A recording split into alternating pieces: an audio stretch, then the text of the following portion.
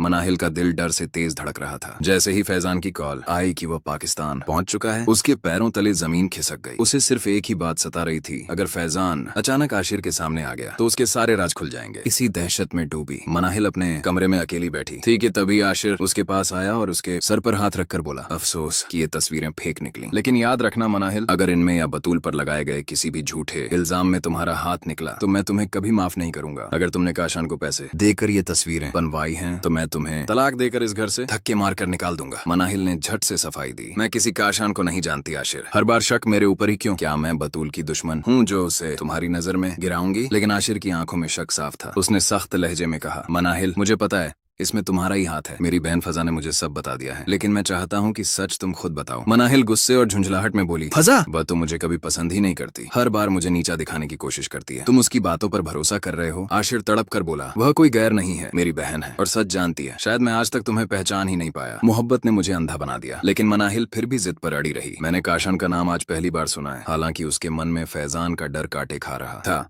अगर वह बोल पड़ा तो सब खत्म। इस बीच काशान और मनाहिल के सारे खेल की खबर धीरे धीरे आशिर तक पहुंचने लगी थी। दूसरी तरफ बतूल की जिंदगी एक और मोड़ पर थी। वह साहिल से बेहद थकी आवाज में बोली, हर बार झूठा इल्जाम मेरे सिर ही क्यों आता है? अगर तुम साबित कर दो कि मैं तुमसे मोहब्बत नहीं करती तो शायद मेरी जिंदगी बर्बाद होने से बच जाए। तुम शादी कर लो साहिल, ताकि सबको पता चले कि हमारे बीच कुछ नहीं। साहिल के चेहरे पर दर्द था। बतूल, मैं किसी और को देख भी नहीं सकता, प्यार सिर्फ तुमसे है और हमेशा रहेगा। बतूल की आंखों में बेबसी तैर गई। आशिर के दिल में, मनाहिल ने तुम्हारा और मेरा नाम जोड़कर जहर भर दिया है, उसी वजह से वह मुझे तलाक देने पर उतारू है। अगर तुम शादी कर लोगे तो उसका आखिरी शक भी खत्म हो जाएगा। मनाहिल का हर प्लान खुद ब खुद नाकाम हो जाएगा और आशिर को भी समझ आएगा कि मेरा किसी से कोई रिश्ता नहीं है। साहिल ने बेचैन सांस लेते हुए कहा, शायद तुम्हारी जगह किसी और को मैं दिल में न दे पाऊं, लेकिन तुम्हें बचाने की कोशिश जरूर करूंगा। अगर मेरी शादी से तुम्हारा नाम साफ हो सकता है तो मैं ये कदम उठाने को तैयार हूँ। बतूल की निगाहों में उम्मीद लौट आई, शायद इस बार सच्चाई जीत सकती थी।